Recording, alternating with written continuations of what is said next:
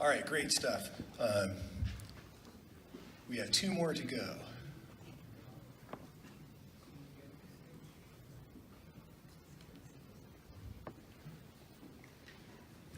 Okay, our next speaker comes from basically one of the best, I think, utilizations of some of the talent at these TAMs and at CSICons. The kind of impetus from this came from the stage, actually, Sunday Papers with Susan Gerbic. I think that she's an alum of the Sunday Papers, and she's talked about guerrilla skepticism. Today, we're going to hear from Rob Palmer. So he's got a degree in mechanical engineering. He designs spacecraft, but what he likes to do is help with the guerrilla skeptics, and he's going to give us an insider's tale on what that's like. So let's welcome to the stage, Rob.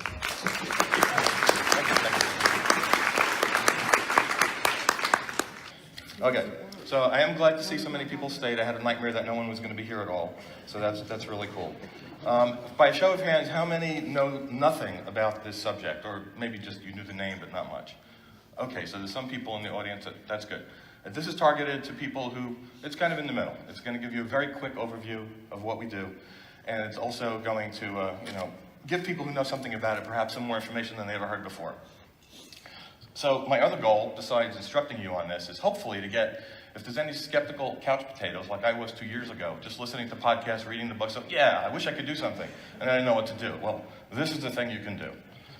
So, oh, by the way, the founder of our organization is actually in the audience. Susan Gerbic is here. I don't know if you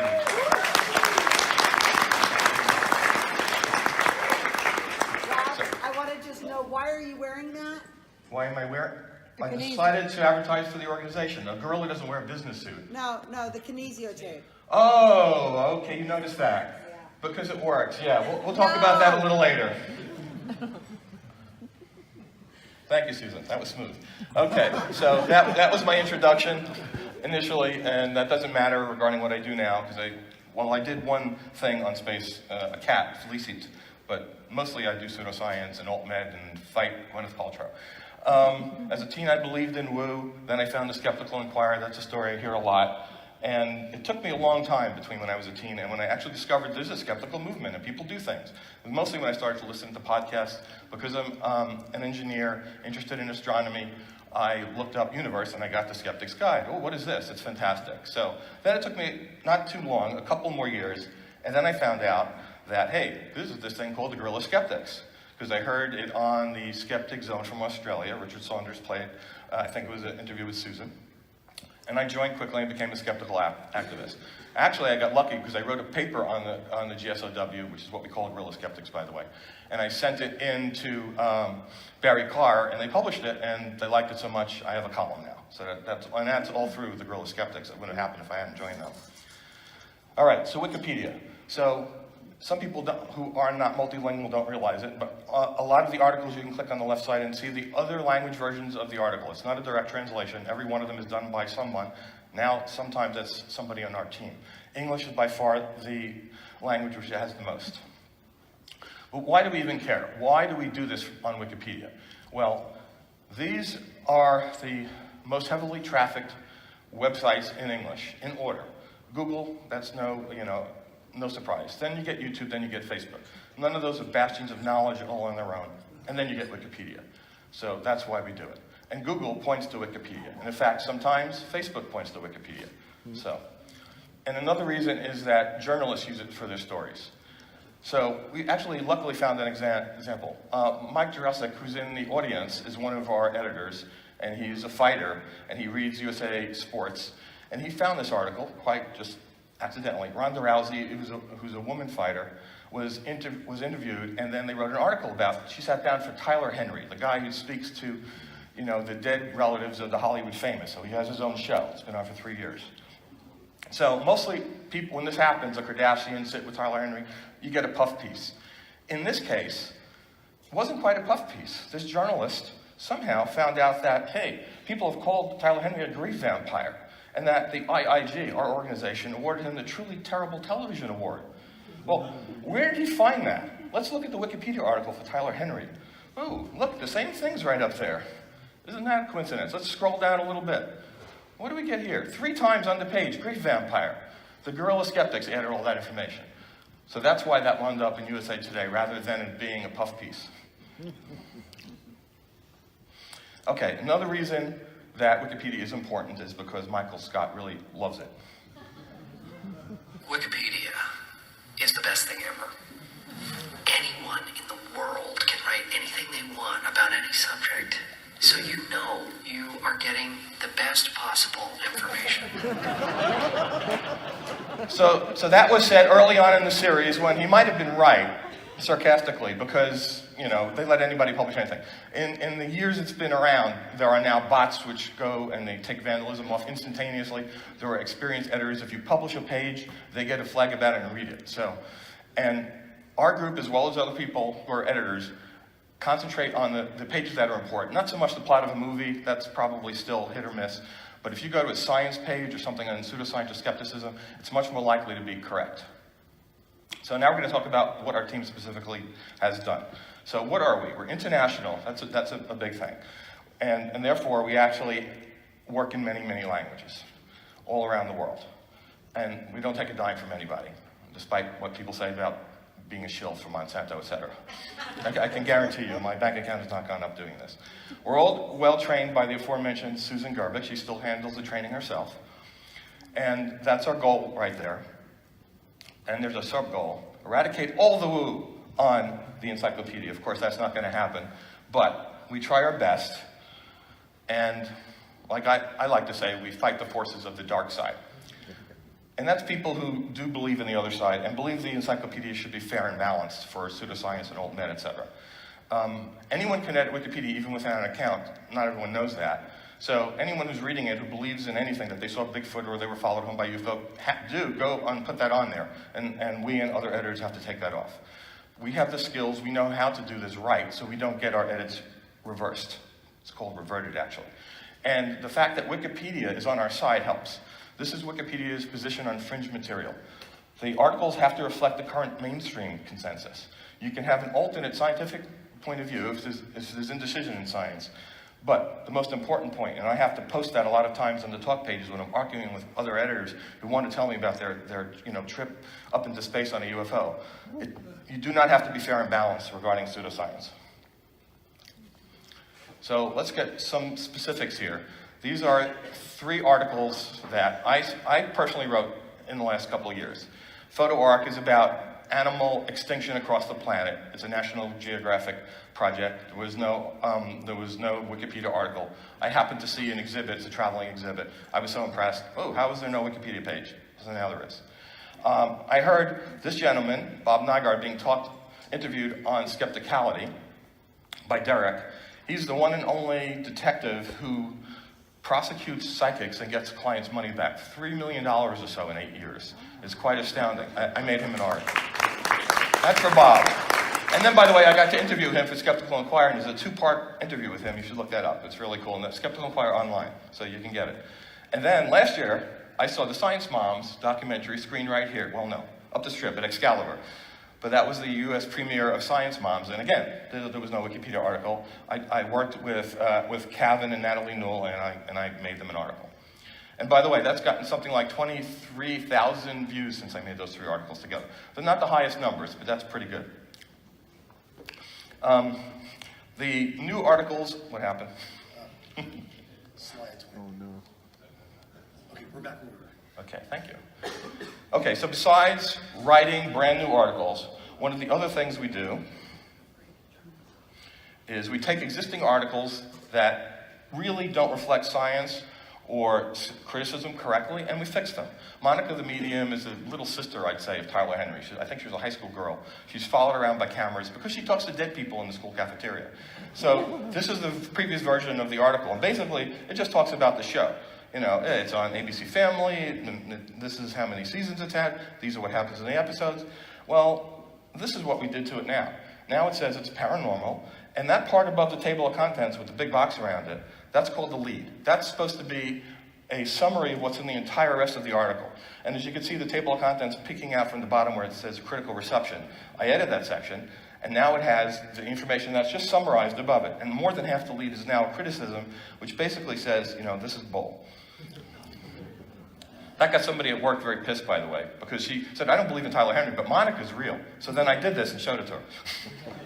That's a good part of being part of this team. You can do that. Okay, Susan asked about my elastic therapy tape. Somebody else at work was talking it up. You heard someone else talking about, oh yeah, it cures, anything you could think of regarding skeletal structure of muscles just by stripping it. We're not talking about compression or anything. And by the way, CVS sells the damn thing. Not only the version that the company makes, but they actually went and made their own product, which is what this is. And so you've heard about the lawsuit we have against CVS. So this was the previous version of the article. It was a little bit nebulous. You could read this either way. But then when I got to it, I slapped the AltMed banner on the right side, put an effectiveness section, which basically says it's pseudoscience, and summarized that in the lead. And so actually, I told the person at work, hey, go read Wikipedia on this. And then he had a different opinion from what his friend said. And the good thing is, well, so many people read these things. It's not just to convince my friend, obviously. So, by the way, you don't have to read that, but that's the effectiveness section. And it has critiques from Stephen Novella, and it's from Skeptoid. So, we can't write whatever we want. You have to get well-researched publications and use them as sources, and that's what we do. So why does it matter? Because 318,000 plus people look at this page every year, at least last year. And the spikes are from whenever there's a major sporting thing starting up, the World Series, maybe that too, or a new season of football, and certainly the Olympics. Everyone goes, just by the way, I walked outside with this and I saw so many people looking at me. I was wondering if they're going, is he crazy? Or, ooh, I should go buy some of that. So it might be I shouldn't have done that. There's another article. This is one of our big hits, the blue whale game. I don't know if you've heard of this. Anyone hear of this? Mm-hmm. Okay. That's surprising that no one heard of it, and I'll show you why in a minute. But this is the original version of it. It basically says young children, teens, are killing themselves because of a social media game that challenges them to do things that gets more and more difficult. And then suicide is the last thing. So this article is full of gossip, basically. We went and restructured it. I did not work on this page. Other people from GSOW did. And basically now, if a mother is worried that they found on their daughter's mirror a picture of a blue whale, which is one of the claims, by the way, that indicated that they were playing the game, she's not going to kill herself because this is an urban legend. Mm-hmm. And now that's what. So why does that matter? 10,378,000 and so in 1 year. Mm-hmm. I've read this, just the English version of it. So now, from the point we worked on it, people will not unnecessarily worry. All right, so I showed you pages created from scratch, as well as pages that we totally did. But probably the bigger things we do are the smaller changes. We go to an article, it's got criticism in it, but the lead doesn't say that. So we'll summarize that in the lead. We add wiki links, which point from one article to another. We add pseudoscience and AltMed banners, like I showed you. I didn't show you citation needed, but on a sentence or a paragraph, you could say, this might be okay, but we need a citation. And then that triggers the system to put it in a file that people can look at to try to improve it. If there's something egregiously wrong, we remove the invalid contents. And of course, as I said, we add the skeptical content and that sort of thing. One thing was the incident where James Randi helped Johnny Carson unmask Geller on The Tonight Show. That I found out about that. That wasn't on anything that I could find in Wikipedia. And I added the same information to 4 Wikipedia pages. So that's quite a hit. So, and those get millions of people read those 4 pages collectively in a year. So now they can see that story. And if we find an article which is really off, especially if it's a psychic or some self-promotional thing, we can recommend the article deletion, and then it gets voted for by the Wikipedia editors. So to put this in context, how large is GSOW?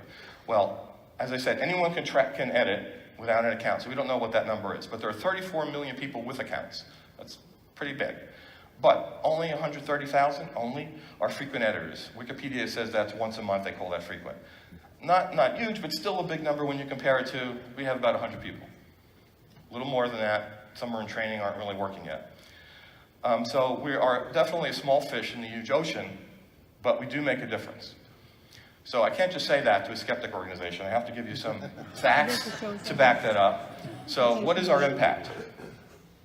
Okay, so to put this in context, we've been in operation for 8 years, founded by Susan Gerbic, starting with a few people, and ramped up, not quite exponentially, maybe linearly, but so you have to keep that in mind when we see the numbers. Right now, as I said, 100 editors or so. What's the number on this, Susan? It goes up every day. 707. 707 now, articles in many languages. Those are ones that, again, from scratch or greatly improved. Not the little minor changes. Those might be 2 orders of magnitude larger than that number. And right now, 1.1 million every month. People look at that, though, just those 700 articles. And collectively, that boggles my mind.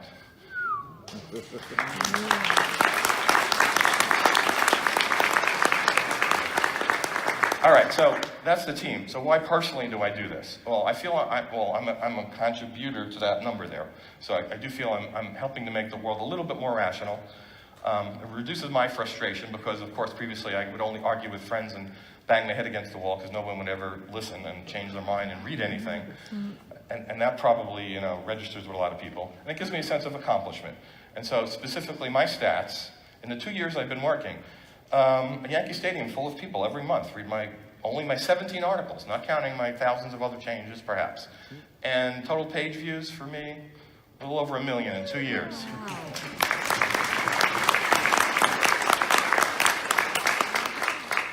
So the question would be, well, now you see how it's important. Maybe I'll just jump on and do it myself. That's difficult. The details of editing are quite daunting. I tried it before I met this group. Not about skepticism. I was just trying to change Star Trek The Experience, which was this hotel, because the write-up was wrong. And I worked hours and hours and hours, and it was gone the next day. And I put it back, and it was gone. And I didn't know what to do, and I didn't touch the editing. I didn't edit Wikipedia again for, I think it was 5 years. It's difficult. There are rules and guidelines. There are editors who know what they're doing, and they'll step on you if you make the smallest mistake. You can get into conflict with them if you keep taking their stuff off. They can block your account.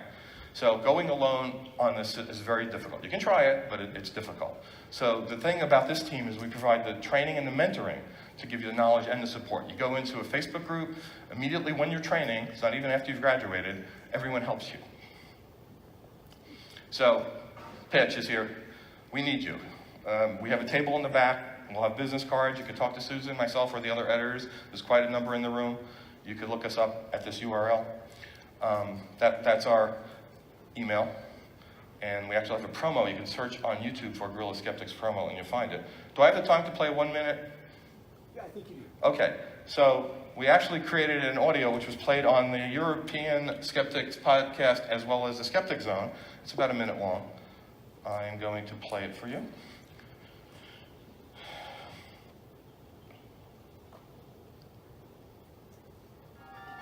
Aliens are probing people and mutilating cows. 9/11 was an inside job. Homeopathy cleared up my athlete's foot. Vaccines cause autism. Not all psychics and con artists. Mine is definitely real. We all have friends and family who believe these things and much more. Well, if you're a rational thinker who is tired of arguing on social media and never getting anywhere, we have a solution for you. Join the Guerrilla Skepticism Wikipedia team, and we will teach you how to add reliable scientific and skeptical information to the world's #1 source of information, Wikipedia. We write new articles and improve existing ones. We remove pseudoscience, paranormal, and old myth claims, substituting the actual facts. And we operate in many languages. We've already reached tens of millions of people searching for information, but as you can imagine, we can never do enough. So please, join us. All you need is a PC, a Facebook account, and a desire to help educate the planet. In fact, you'll be educating the world while you sleep. Contact us at gsowteam@gmail.com. Guerrilla Skepticism. The time is now. Music by PurplePlanet.com. And thank you very much for your attention.